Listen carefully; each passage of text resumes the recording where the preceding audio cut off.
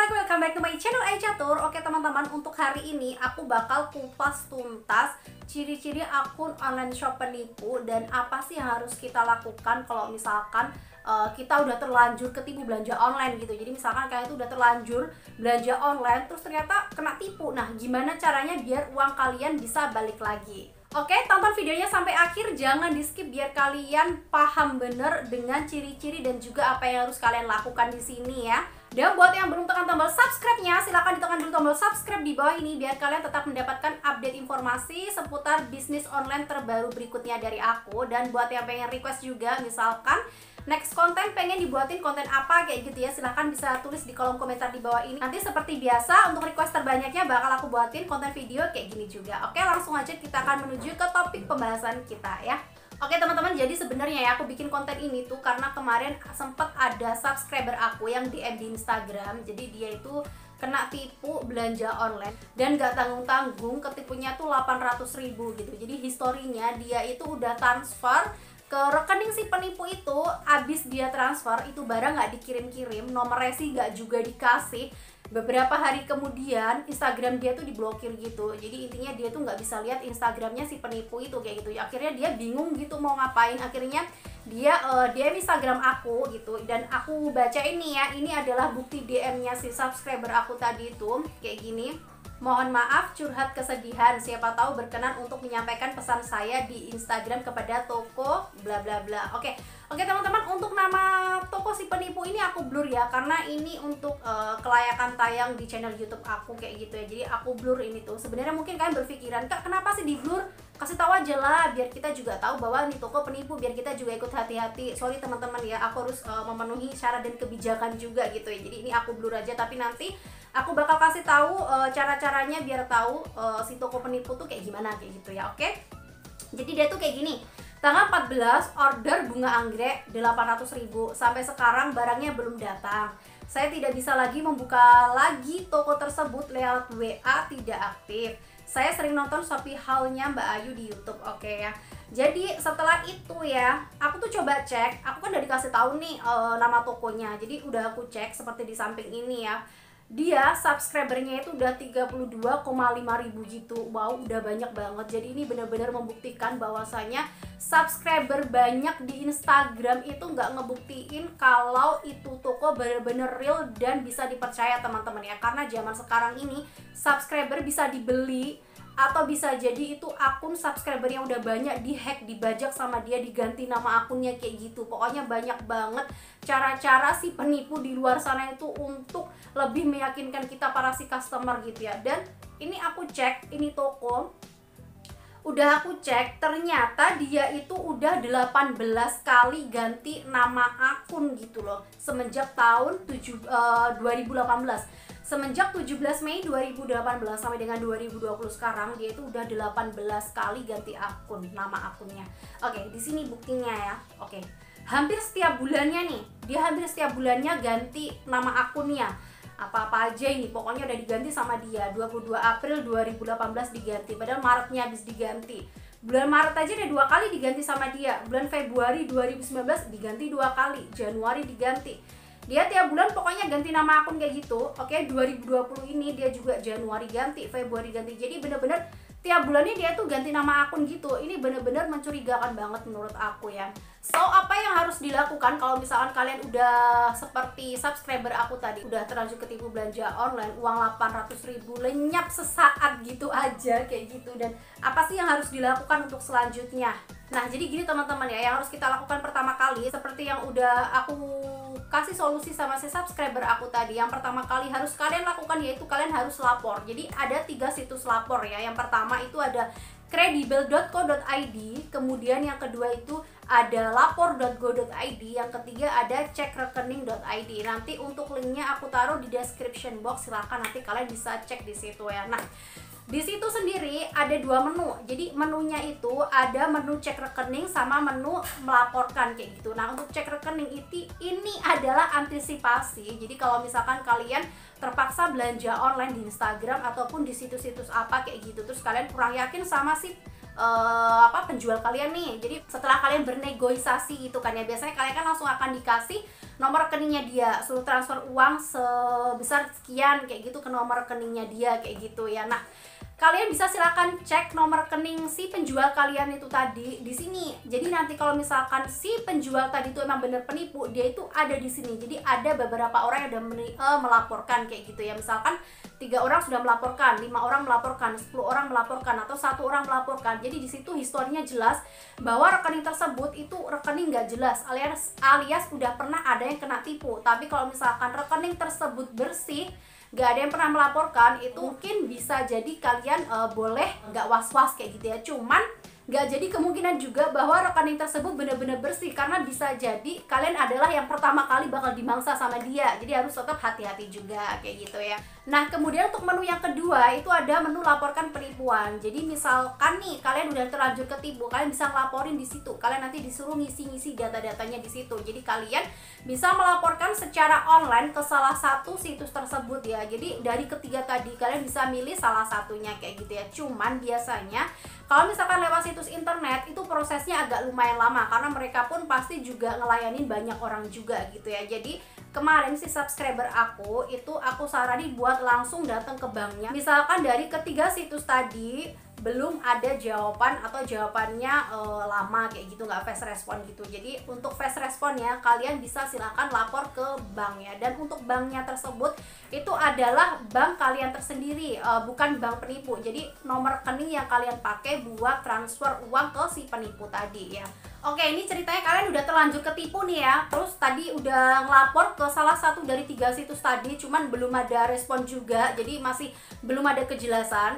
Cara yang selanjutnya seperti yang udah aku bilang tadi, kalian harus lapor ke banknya langsung. Nah, misalkan nih kalian transfer tadi itu misalkan pakai rekening BNI, misal nih ya pakai BNI, terus rekeningnya si penipu itu misalkan rekeningnya BCA. Jadi kalian pakai BNI, si penipu pakai BCA. Yang harus kalian lakukan adalah datang ke bank BNI. Jadi bank kalian sendiri, bank kalian bikin rekening tersebut gitu. Dan persyaratannya sendiri adalah satu, kalian harus membawa bukti transfer yang kalian pakai buat transfer ke si penipu tadi. Kemudian yang kedua, kalian harus bawa KTP kalian yang asli. Yang ketiga, harus bawa buku rekening yang asli. Yang keempat, harus bawa kartu ATM kalian juga yang asli.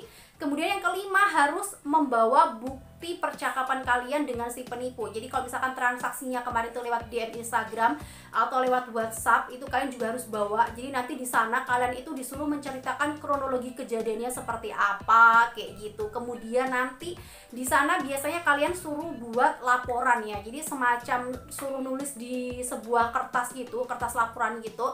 Jadi pakai tulisan tangan juga. Jadi di situ nanti kalian tuh kayak ngelaporin gitu kan, pakai tulisan tangan dan tanda tangan di atas materai. Nah, setelah itu biasanya langsung akan diproses oleh pihak bank. Tapi ini berbeda bank itu beda-beda ya. Jadi kayak ada beberapa bank yang nanti akan menyuruh kalian itu lapor dulu ke kantor polisi, kayak minta surat keterangan di kepolisian gitu kan ya. Tapi ada beberapa bank yang mungkin bisa membantu kalian langsung memproses, atau dia sendiri yang akan minta bantuan kepada pihak kepolisian kayak gitu. Jadi ketentuannya untuk berbeda bank itu beda-beda. Oke, jadi intinya misalkan nih kalian udah lapor ke bank kayak gitu ya, dan mereka udah memproses, melihat data-data kelengkapan kalian udah di ACC kayak gitu, surat keterangan dari kepolisian juga udah lengkap. Oke, biasanya bank akan langsung membekukan rekening si penipu tadi. Misalkan nih kalian kan tadi pakai BNI ya, jadi kemudian si penipu pakai BCA, otomatis beda bank nih ya. Jadi bank kalian BNI itu biasanya akan bekerja sama dengan bank BCA untuk membekukan sementara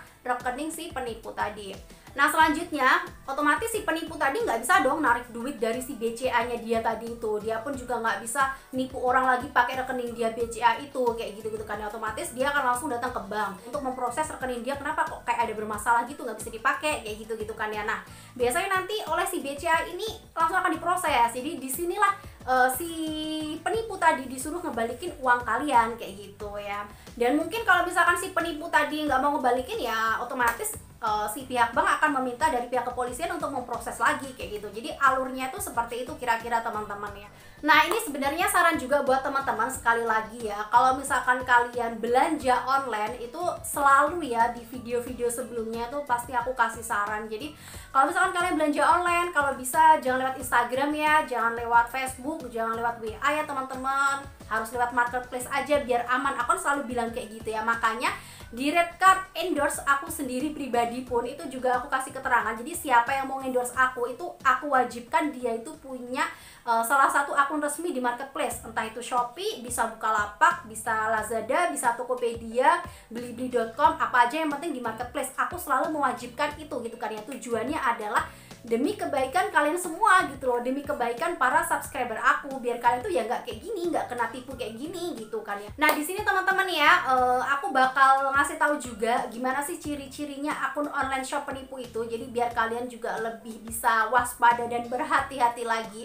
Caranya adalah yang pertama itu misalkan kalian belanja lewat Instagram nih ya, lihat di tentang akun. Jadi contohnya kayak gini nih, kalian silahkan klik titik 3 di atas itu di tentang akunnya, kemudian lihat udah berapa kali dia ganti nama atau ganti username di situ ya. Kalau misalkan dia sering ganti nama, misalkan kayak sebulan sekali ganti, sebulan 2 kali ganti, atau 2 bulan sekali ganti, terus sering banget nih beruntut dia ganti nama yang berbeda-beda, itu patut dicurigai bahwasanya ada kemungkinan besar dia itu kayak mungkin akun online shop penipu kayak gitu ya. Tapi kalau misalkan dia ganti namanya kayak cuma setahun sekali, atau mungkin 2 tahun sekali, atau mungkin setahun cuma 2 kali aja, itu pun karena keperluan dia kayak gitu ya, dia ganti nama, itu mungkin bisa jadi itu bisa dipercaya ya, kemungkinan.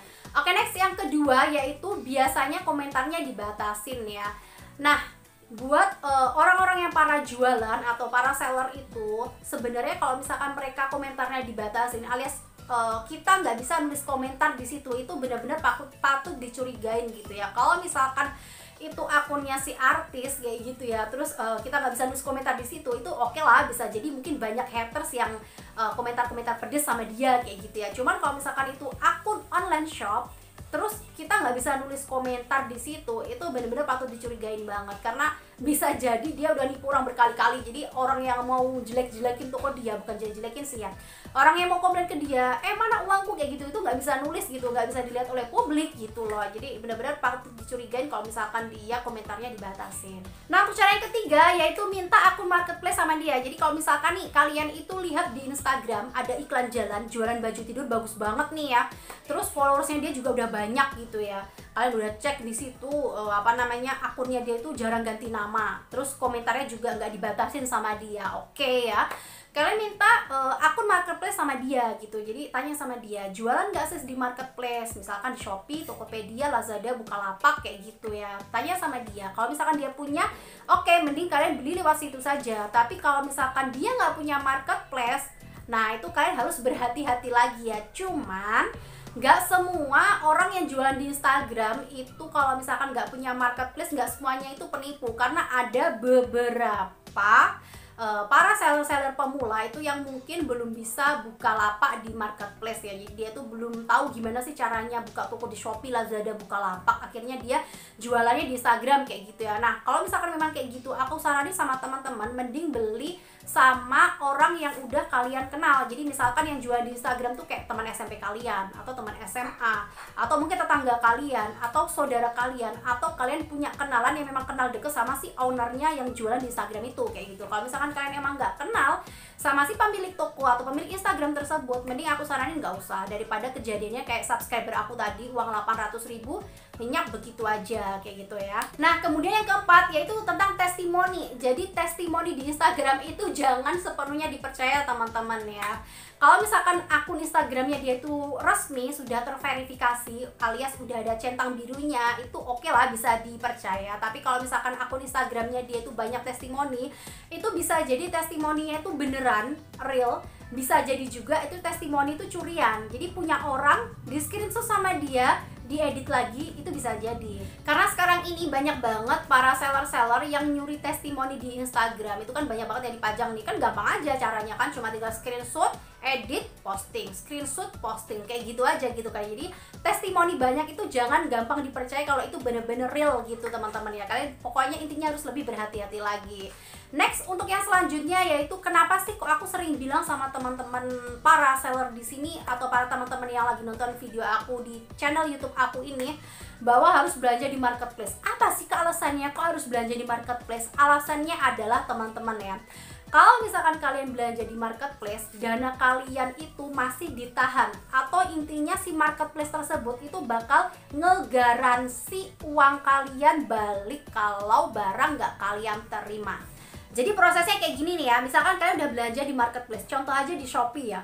Kalau misalkan kalian belanja di Shopee, oke, setelah kalian transfer uang ke Shopee, uang yang kalian transfer itu, misalkan kalian transfer 100.000 nih, uang 100.000 itu sama si Shopee nggak akan langsung dikasih sama si penjual. Jadi ditahan dulu di sama si Shopee, 100.000 tadi itu ditahan dulu. Nah, yang selanjutnya harus dilakukan oleh si penjual adalah mengirimkan barang itu sampai ke alamat rumah kalian, ke alamat tujuan, oke?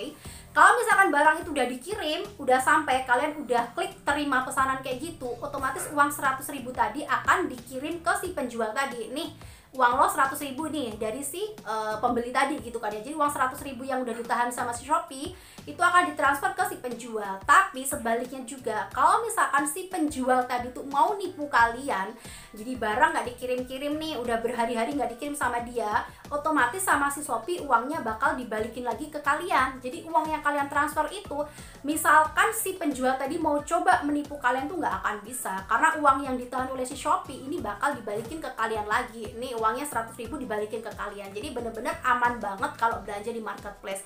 Itu adalah alasannya kenapa aku selalu nyuruh kalian tuh belanja di marketplace, dan kenapa kalau misalkan orang yang mau endorse aku atau di red card aku itu selalu aku tulis wajib mempunyai salah satu akun marketplace kayak gitu ya, atau mungkin di Instagramnya pun harus terverifikasi atau udah resmi kayak gitu ya. Nah oke teman-teman, itu tadi adalah kupas tuntas dari aku. Jadi sekarang kalian udah tahu gitu kan ya gimana caranya melihat gimana sih ciri-ciri akun online shop penipu, kemudian gimana caranya kalau misalkan kalian kayak udah terlanjur ketipu belanja online kayak gitu, kalian udah tahu, udah paham bener gitu kan ya. Dan saran sekali lagi dari aku, kalau misalkan kalian para seller nih, apalagi para seller yang mau nyari supplier gitu kan ya, kalian harus bener-bener cerdas, lebih cermat, lebih teliti lagi dalam memilih supplier. Atau buat kalian yang emang lagi nggak jualan, kalian harus bener-bener cermat juga memilih penjual ya. Saran aku lagi harus belanjanya di marketplace aja, yang penting aman. Tapi kalau misalkan kalian belanja di Instagram atau di Facebook atau di WA, mending sama orang yang kalian kenal, teman SMP, SMA, atau mungkin kawannya, kerabat kalian. Pokoknya intinya kalian udah kenal lah sama si penjualnya itu ya. Jangan sampai kalian ketipu. Dan terima kasih udah nonton video aku sampai akhir. Seperti biasa, buat yang baru datang, yang belum tekan tombol subscribe-nya, kalian bener-bener rugi banget karena bakal ketinggalan update informasi selanjutnya yang terbaru seputar bisnis online, kemudian seputar supplier-supplier murah dari aku. Dan buat yang pengen request juga di next konten pengen dibuatin apa, silahkan tulis di kolom komentar di bawah ini. Nanti seperti biasa terbanyaknya bakal aku buatin konten video kayak gini juga. Dan terima kasih, see you next video. Wassalamualaikum warahmatullahi wabarakatuh. Bye bye.